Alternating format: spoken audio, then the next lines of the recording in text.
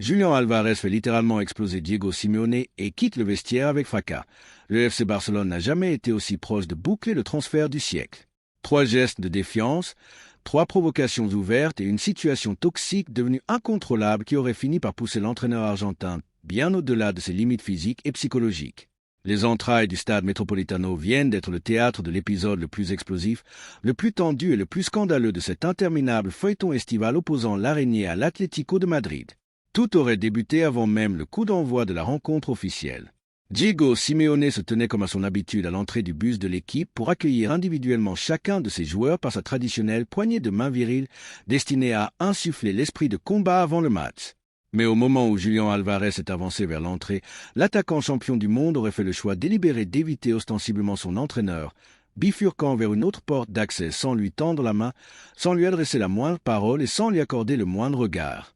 Un geste anodin en apparence pour le grand public, mais un véritable séisme au sein du code d'honneur très strict qui régit le vestiaire de l'Atlético de Madrid. Simeone a tout vu, tout encaissé et a choisi de garder un silence pesant pour éviter de déstabiliser le groupe avant le match, mais la tension accumulée était déjà prête à exploser.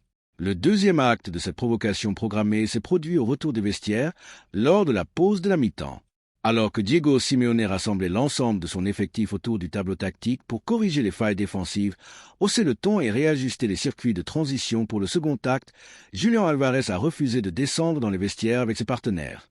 L'attaquant argentin est resté seul sur la pelouse du stade, effectuant des frappes au but décontracté et enchaînant les étirements au ralenti, complètement déconnecté de la vie du groupe. Pendant que ses coéquipiers recevaient les consignes stratégiques de leur entraîneur, l'Argentin s'affichait publiquement en marge totale de la dynamique collective. Simeone a une nouvelle fois tenté de conserver son sang-froid pour ne pas compromettre le résultat de la seconde période, mais le troisième épisode de cette journée allait rendre toute cohabitation définitivement impossible. Au coup de sifflet final, l'ensemble des joueurs s'est réuni dans le vestiaire pour débriefer la rencontre et écouter le discours de clôture du Cholo. Julián est entré dans la pièce, s'est dirigé droit vers les douches sans écouter un mot. S'est rhabillé en tenue de ville, une fois prêt à partir, a sorti son téléphone portable en plein milieu du vestiaire, consultant ses messages pendant que son entraîneur parlait debout devant le groupe. Ce geste d'irrespect total a été l'étincelle qui a fait sauter la poudrière. Diego Simeone s'est arrêté net au milieu de sa phrase. Un silence de mort, lourd et étouffant, est tombé instantanément sur l'ensemble du vestiaire colchonero. Le technicien argentin a traversé la pièce d'un pas rageur, a fixé Julián Álvarez droit dans les yeux. Selon des témoins directs de la scène, lui a hurlé dessus avant de lui ordonner de dégager immédiatement du vestiaire et des installations du stade. Julián Álvarez n'a pas prononcé une seule parole. Il a ramassé son sac, a tourné les talons et a quitté le vestiaire d'un pas décidé, franchissant seul les portes du Metropolitano pour s'engouffrer dans son véhicule pendant que ses partenaires restaient pétrifiés à l'intérieur. L'image de la superstar offensive quittant l'enceinte sportive en solitaire, totalement isolée du reste de l'équipe, a immédiatement mis le feu aux poudres au sein de la presse espagnole et internationale, posant avec une urgence absolue la question de son départ irrévocable. Et c'est ici qu'entre en scène le grand protagoniste tapi dans l'ombre depuis le début de l'été, le FC Barcelone. Dans les bureaux de la Ciutat Esportiva Joan Gamper, Joan Laporta et Deco suivent en temps réel chaque soubresaut du drame madrilène. L'intérêt du Barça pour Julián Álvarez n'a jamais été un secret, mais une rupture relationnelle définitive et publique avec Diego Simeone transforme radicalement l'équation du transfert. Pour l'Atlético de Madrid, la gestion de cette crise devient intenable sur le plan sportif comme sur le plan humain. Conservé dans ses rangs un actif de cette envergure, rémunéré à prix d'or mais engagé dans une guerre ouverte avec son entraîneur, représente un poison mortel pour la cohésion du vestiaire et une source permanente de déstabilisation médiatique. À l'inverse, valider un transfert dès maintenant permettrait à l'état-major madrilène d'éteindre l'incendie, de récupérer une manne financière colossale et de tourner définitivement la page d'un feuilleton qui asphyxie le club depuis des semaines. Les prochaines heures s'annoncent d'une intensité décisive pour l'avenir du football espagnol. Si le président Miguel Ángel Gil Marin et la direction sportive de l'Atlético actent que la situation est devenue un point de non-retour absolu, la porte des négociations va s'ouvrir en grand. C'est très exactement l'instant que guettait Deco pour lancer l'offensive finale du FC Barcelone. Le directeur sportif catalan a déjà préparé les leviers nécessaires et se tient prêt à dégainer une proposition contractuelle formelle dès que l'Atlético donnera son feu vert pour discuter.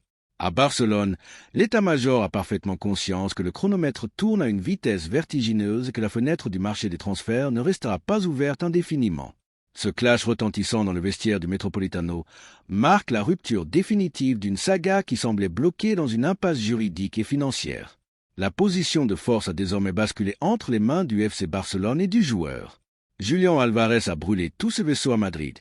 Il a démontré par ses actes qu'il refusait catégoriquement de porter à nouveau le maillot de l'Atlético sous les ordres de Simeone. De son côté, Diego Simeone a besoin de restaurer sans délai son autorité sacrée sur son vestiaire, un principe non négociable qui a fait le succès de son ère chez les Colchoneros. Il ne peut pas tolérer qu'un joueur, quel que soit son palmarès ou son statut de champion du monde, vienne bafouer publiquement sa hiérarchie devant l'ensemble de l'effectif. Pour sauver la dynamique de sa saison, l'entraîneur argentin est désormais le premier à exiger de sa direction qu'une solution définitive soit trouvée au plus vite, quitte à accepter l'inévitable, vendre Julián au Barça. Le FC Barcelone dispose d'un alignement de planètes exceptionnel pour réaliser le plus grand coup offensif de son histoire récente. Hansi Flick attend son numéro 9 de classe mondiale pour parfaire son animation offensive aux côtés de Lamine Yamal et Pedri. Julián Álvarez apporte cette intensité de pressing, cette vista collective et ce sens clinique du but qui manquait cruellement pour faire du Barça un prétendant incontesté à la Ligue des Champions. Toutes les parties se retrouvent au pied du mur. Julián exige son bon de sortie immédiat vers la Catalogne. Simeone refuse de le revoir à l'entraînement. L'Atlético veut sécuriser une rentrée de fonds à 9 chiffres pour équilibrer ses comptes et le Barça se tient en embuscade avec son offre sur la table. Ce feuilleton qui a tenu en haleine des millions de supporters à travers le monde touche enfin à son dénouement spectaculaire. L'explosion de rage de Diego Simeone et le départ solitaire de Julián Álvarez resteront gravés comme l'acte de rupture fondateur qui scelle le destin du prodige argentin. Et vous, chers supporters culés et passionnés de football, pensez-vous que ce clash monumental était la pièce manquante pour obliger l'Atlético à vendre Julián Álvarez au Barça? Voyez-vous l'attaquant argentin débuter sous les ordres d'Hansi Flick dès la prochaine journée de championnat?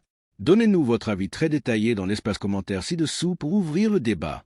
N'oubliez pas de lâcher un immense pouce bleu pour soutenir la chaîne. Abonnez-vous sans attendre et activez la cloche des notifications pour vivre ensemble l'officialisation en direct de ce transfert historique.